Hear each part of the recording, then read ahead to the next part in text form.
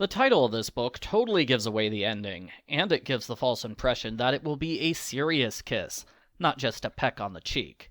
However, I'm sure the entire point of the title is not to be accurate, but to be clickbait that sells as many copies of the book as possible.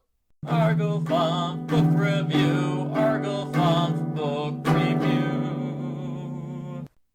Elizabeth is starting to develop a crush on Todd, but she doesn't want to tell anyone because she's never liked a boy before, and besides, her twin Jessica also likes Todd. Sort of. He talked to her about the new bowling alley once, and another time he biked past their house. Jessica decides that means Todd loves her, and they're definitely dating. She brags to her friends that she's the first one of the group to have a boyfriend. Love is in the air, as Stephen has two new girlfriends named Lindsay and Candice. Stephen struggles to keep them both happy without getting caught. I had 0 girlfriends in high school, so I have 0 sympathy for Stephen here. You should have dated Candice and left Lindsay for me! Stephen's girlfriend drama is one ongoing storyline. The other is that Jessica keeps trying to guess who Elizabeth's crush is. Jessica's love advice is to pretend to like whatever the boy likes, so you'll have something in common to talk about. She doesn't use this strategy on Todd, for some reason. Stephen uses that strategy of lying to your crush. It doesn't work well, and Lindsay goes home angry. She deserves better. Separately, Elizabeth and the unicorns decide that she needs a makeover. Jessica changes her hair and makeup. This is Jessica, though. She already thinks that she's the best-looking person in the universe, so her idea of a good makeover is, how can I make you look more like me?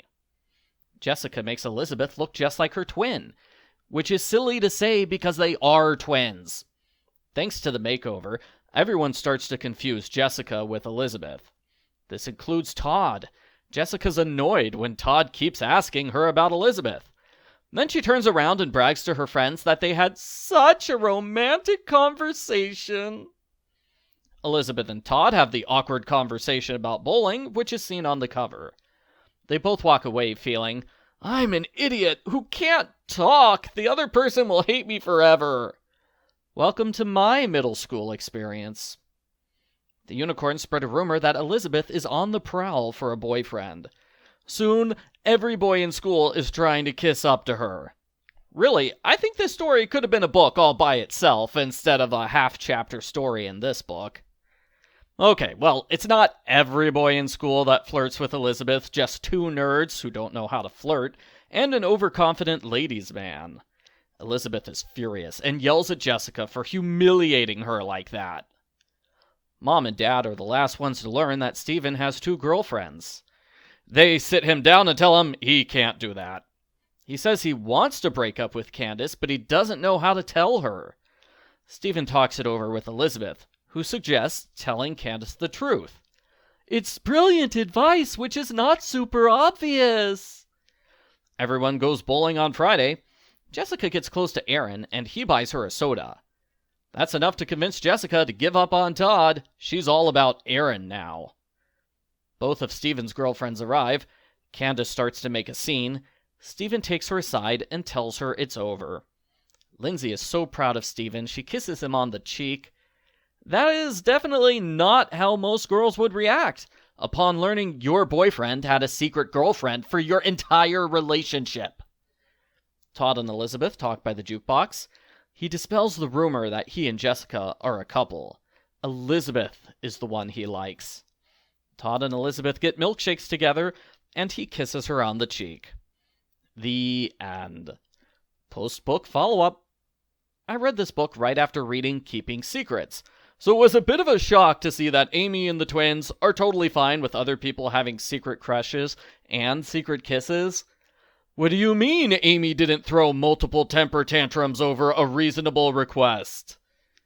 The book is fine if you want low-key middle school love drama. Part of the charm is that nobody here really knows about relationships, and most of the time they're guessing at what to do. I thought chapters 6 through 8 were unnecessary and could be skipped. All that happens is that the characters spin their wheels because the book has a minimum word count to reach. There's also too long of a gap between the unicorn spread the rumor that Elizabeth wants a boyfriend and boys respond to the rumor. I guess the boys were just asleep for 2 days. I guess I'll be nice and remove a third of the points from my total since I thought a third of the book wasn't so good. It's the start of a long and terrible relationship between Elizabeth and Todd, but you wouldn't know that from this book. You'd think they actually have a chance based on this book. I give Sweet Valley Twins number 43, Elizabeth's First Kiss, a 7 out of 10.